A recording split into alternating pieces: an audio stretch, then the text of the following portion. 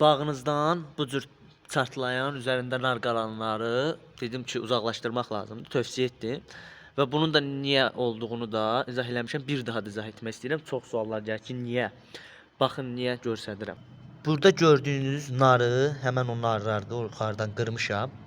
İndi bunu mən içərisindən sizə həmən zərərvericilər, onsuz da bu küflər, onsuz da sporlardır, küf xəstəliyidir. Yəni göbələkdir daha doğrusu, göbələklərin sporlardır bu qara gördükləriniz. Onsuz da bu infeksiyadır.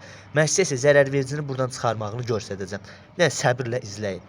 İndi əziz izləyicilər, xahiş edirəm, baxın əlim də nə görün nə günə düşüb. Mən sizə burada nar odlucasını göstərəcəm. Baxın, narlarınızın çatlamağının səbəbini. Baxın. Görün nə boydadır. Görürsüz?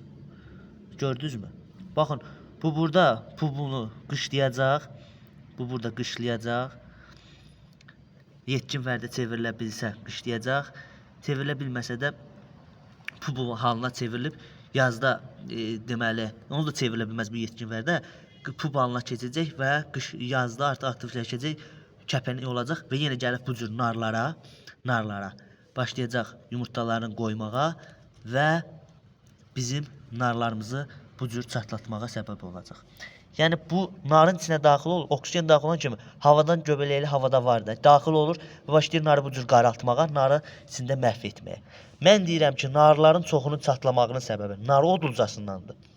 Amma yox, deyənlər olur, bordur, kalsidir, olur, bunlardan da olur.